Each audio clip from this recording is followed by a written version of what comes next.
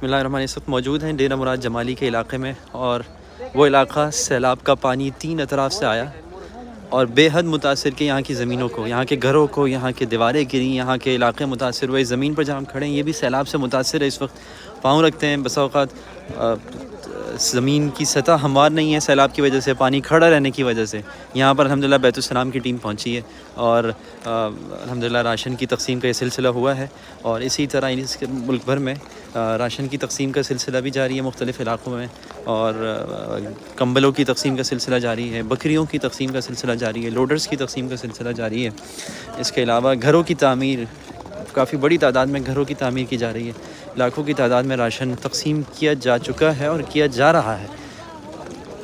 اس وقت یہاں پر بھی وہ متاثرین جو ضرورت مند ہیں اور ان کو یہاں پر جو ہے وہ راشن مہیا کیا جا رہا ہے، اور یہ سب راشن لے کر ابھی یہاں سے روانہ ہو رہے ہیں۔ اس وقت ہمارے ساتھ یہاں پر ترکی کے مذہبی منسٹری، مذہبی وزارت کے ہمارے ساتھی بھی موجود ہیں، وہ بھی دوست یہاں پر آئے ہوئے ہیں اور ادھر اس تقسیم میں وہ بھی شریک ہو رہے ہیں۔ اسی طرح الحمدللہ ادارے کا عزم ہے کہ ملک بھر میں جہاں جہاں بھی یہ آفت سے تکلیف پہنچی ہے، انشاءاللہ ادارہ ان کی ہر ضرورت کو پورا کرنے کی کوشش کے لیے کوشاں ہے۔